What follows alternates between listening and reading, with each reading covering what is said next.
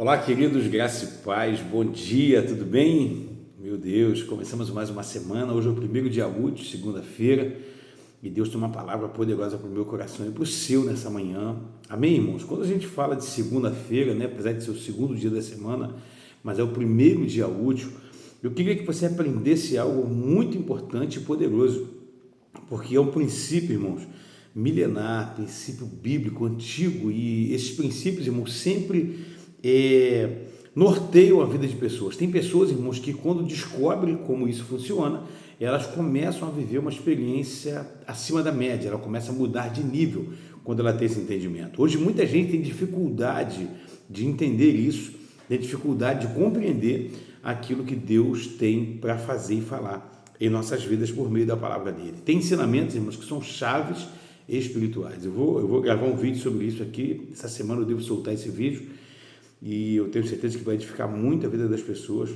através dos princípios bíblicos que fazem a vida de alguém ser mais do que abençoada. Irmãos, eu quero ler com vocês um texto que se encontra em Provérbios.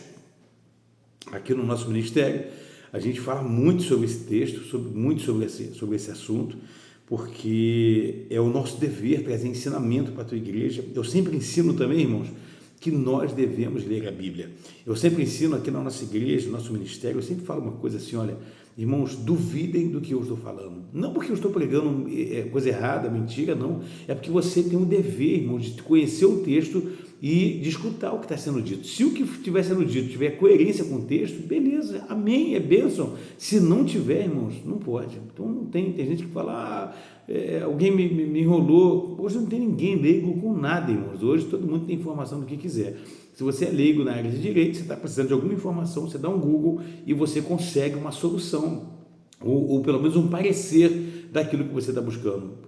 Reparação automotiva, conserto de carro, a mesma coisa, conserto de máquina de lavar, a mesma coisa, conserto de geladeira. Então, irmãos, todo mundo tem um pouco, né? O conceito hoje está aí, todo mundo acessa e sabe mais ou menos como é que faz, dá para você conhecer um pouco, para você não ficar dizendo que você é leigo em nada. E na palavra de Deus é a mesma coisa. Você precisa de ter o seu tempo de qualidade com a palavra, ler, orar, jejuar. Isso é muito importante, isso te aproxima do Criador, te aproxima de Deus. E Deus, Ele quer, irmãos, fazer coisas poderosas na minha vida e na sua. Faz como, pastor? Ele faz através, irmãos, escuta isso, ele faz através da nossa intimidade com ele. Irmãos, quanto mais intimidade, você pede dinheiro para quem você não conhece? Não. Você pede, às vezes, o carro emprestado para quem você não conhece? Não. São coisas que não se deve nem pedir, tá, irmãos? Eu estou falando que quando você está numa necessidade, você vai procurar alguém que você tem o quê? Intimidade. Então, irmãos, nosso Deus, o nome mais, que mais dá exemplo de quem é o nosso Deus é Pai. Tem vários nomes, Rafa, Elohim, e um monte de nome. Porém, irmãos, o nome que mais dá exemplo de quem é Ele, minha vida e a sua, é Pai. Amém? Então, tome posse disso em nome de Jesus. Olha o que Salomão escreveu em Provérbios, capítulo 3, versículo 9 e 10. Guarde isso, leia, mude tradução bíblica, leia em qualquer tradução que você quiser, busque informação sobre esse assunto, e eu tenho certeza que isso vai te dar um amparo, né, muito positivo, muito legal para a sua vida, em nome de Jesus. Amém? Diz assim, honre o Senhor com os seus bens e com a primícia de toda a sua renda. Olha só, honre o Senhor com os seus bens. Ele está dizendo, irmãos, que nós devemos honrar o Senhor com bens. Bens é o quê? Aquilo que você adquire com o fruto do seu trabalho. Ele está dizendo, honre o Senhor com os seus bens e com as primícias de toda a sua renda. Então, tudo que é primeiro, tudo que é início, tudo que é no começo, irmãos, ele está falando, pega o melhor da sua renda e você coloque no altar, coloque na obra, coloque na presença de Deus. Pastor, mas colocar onde hoje? É na igreja? Sempre foi, irmãos. Sempre foi na igreja, tabernáculo, sempre foi, e sempre vai ter alguém que vai administrar isso. Aprenda uma coisa, irmãos, por que às vezes tem pessoas que não prosperam? Eu posso dar o dízimo abençoando na vida de uma outra pessoa? Posso. Só que dízimo, irmãos, é algo que eu tenho que entregar para que outra pessoa administre. Quando você oferta na vida de alguém, pensa, até alguém vai até administrar, porque alguém vai receber. Porém, irmãos, você está administrando, direcionando para onde você quer fazer. Quando você faz isso para a obra, para o reino de Deus, plantando onde pessoas cuidam de vidas, né? Isso começa a ter uma nova direção. A Bíblia fala sobre semente, que uma cai em local de pouca terra, outra cai entre os espinhos e outra cai em boa terra. Ele está falando da palavra dele. A palavra dele, quando ela cai, ela vai produzir, irmãos, em algum lugar nada, em algum lugar um pouquinho só, em outro lugar ele vai produzir muitos, vai dar frutos a 30, 60 e a outros 100. A oferta, esse momento, irmãos, que aqui está falando, é isso, é de finanças mesmo. E o texto fala sobre isso. Deus fala, escuta isso, dá um Google, pergunta o Google. Deus, ele fala muito mais sobre finanças. Pergunta assim, quantas vezes a Bíblia fala sobre o assunto finanças, ou o assunto financeiro? Você vai ver, irmãos, que é mais de 2.500 vezes. Você pergunta quantas vezes a Bíblia fala sobre fé e salvação? Não chega a 300. Qual que é mais importante, a fé e a salvação ou finanças? Irmãos, eu quero te dizer uma coisa, muita gente é alcançada, muita gente tem a vida mudada, tem encontrado fé e salvação através do recurso financeiro colocado no lugar certo. Aprenda isso, isso é uma chave espiritual. Eu vou ler de novo o verso 9 para você ter uma amplitude maior e a gente vai depois passar para o verso 10, qual é porque todo plantio tem colheita. Então a gente vai entender o seguinte, quando eu cumpro o versículo 9, aí vai dizer o que acontece no versículo 10. Eu vou ler de novo o 9. Honre o Senhor com seus bens e com as primícias de toda a sua renda. Irmãos, tem muita gente famosa hoje que não abre mão. Tem gente, irmãos, que está fazendo até errado, porque congregar é bíblico. Tem gente, irmãos, que não está indo para a igreja, mas escolhe o ministério em algum lugar e tem ofertado, tem dado o seu dízimo daquilo que recebe. Por quê? Pastor, mas dízimo é coisa do Antigo Testamento. Irmãos, dízimo é antes da lei, durante a lei e pós-lei. Em outro momento eu falo sobre esse assunto. Esse é um assunto também que muita gente tem a vida travada. É uma bênção, fala em línguas, ora, homem de oração, mulher de monstros, irmãos, tem tudo, mas a vida financeira é um fracasso.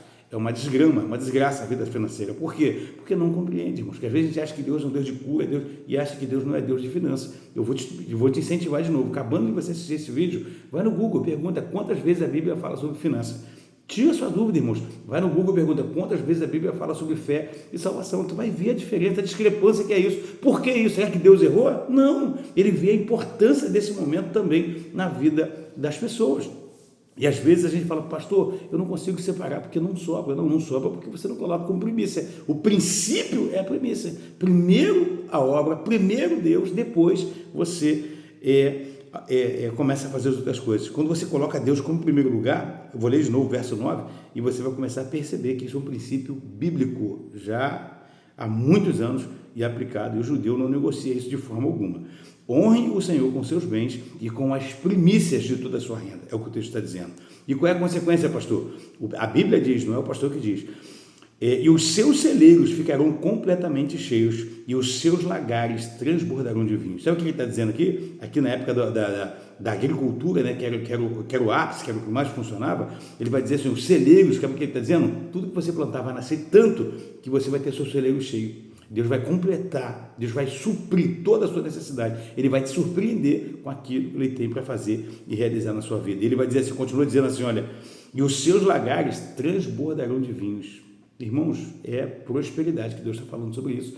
E não tem como a gente avançar. 2026 é o ano da multiplicação na minha vida e na sua, e você ficar numa vida de escassez. Nós precisamos começar a mudar algumas chaves espirituais para que as coisas comecem a fluir. Eu quero dizer que esse assunto ele é bíblico. Eu quero que você leia a palavra de Deus, fique incomodado com o que eu falei e vá no Google. Pergunta o Google, quantas vezes a Bíblia fala sobre salvação e fé, ele vai te dizer, e finanças, e você vai falar, meu Deus, isso é uma verdade bíblica, o que o pastor me ensinou hoje, e talvez eu esteja deixando de viver aquilo que eu tenho para viver. Sabe o que estragou esse momento, irmãos?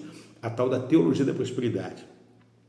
E a teologia da prosperidade, até um determinado momento, irmãos, ela é bíblica, em partes ela é bíblica. Pastor, agora você forçou demais, pelo amor de Deus, não vou assistir o senhor mais não, irmãos.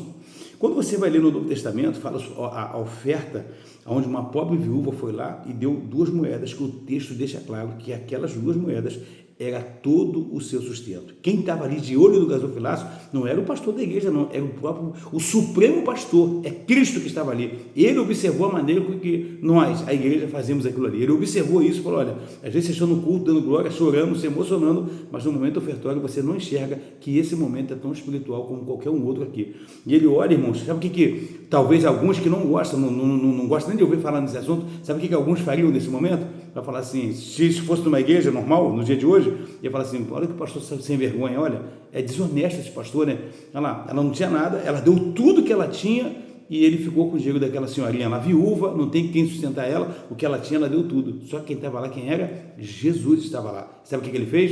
Ele só comentou sobre o assunto. Você não vê o texto dizendo que ele devolveu, sabe por quê? Porque aquilo foi uma atitude de fé daquela mulher, e essa parte também é espiritual, e Deus quer mudar a vida de pessoas. No meio de muita gente pode passar dificuldade, Deus quer fazer pessoas prosperarem através de um princípio bíblico, sendo bem colocado e bem aplicado. Duvido do que eu estou falando. Vá para o texto, leia tudo que eu estou mencionando aqui, irmãos, e tire suas dúvidas e as suas conclusões em nome de Jesus. Vamos orar? Senhor, nosso Deus e Pai. Pai amado e bendito, às vezes, meu Pai, o que está impedindo, meu Pai, o nosso crescimento, Pai, tem gente, meu Pai, com ausência de saúde, porque, meu Pai, talvez falta recurso financeiro, não consegue se alimentar bem, não consegue comer fruta, legumes, Senhor, não consegue, meu Pai, comprar um arroz de qualidade, Pai, quantas pessoas, meu Pai, passando privação, Senhor, porque não entendeu o princípio bíblico, e às vezes, meu Pai, ele acha, Senhor, que quando melhorar, ele vai conseguir fazer alguma coisa. Pai, abra a nossa mente, o nosso entendimento, Pai, que nós possamos mergulhar na Tua Palavra, que possamos ficar incomodados com essa palavra de hoje, meu Pai, buscar texto, buscar estudo, Senhor, sobre o assunto, meu Pai, que possamos, meu Pai, aprender, Pai, de verdade, como a Tua Palavra diz, em nome de Jesus. Eu quero te agradecer, Pai, pela vida de cada um que está aqui comigo, Senhor, esse homem, mulher, jovem, adulto, criança, todos eles, ó Pai, que sejam ricamente abençoados, que essa palavra penetre no coração dele, Pai, de forma bíblica, e não, Pai, influenciada pelo homem, mas em forma bíblica, e que eles sejam ricamente abençoados e abençoados pelo Senhor. É o que eu oro, abençoando a vida deles, em nome do Pai, abençoando em nome do Filho, e abençoando em nome do Espírito Santo de Deus. Sejam todos vocês abençoados. Tome posse. O que eu quero para vocês, eu quero em dobro para mim, que a bênção do Senhor venha sobre a vida de cada um de vocês, em nome de Jesus. Quem crê e concorda, diga amém, em nome de Jesus. Amém, irmãos? Não esqueça do like, tá? Muito obrigado por você que sempre deixa o like, por você que está comentando aí, por você que compartilha. Eu sempre fico muito grato a Deus.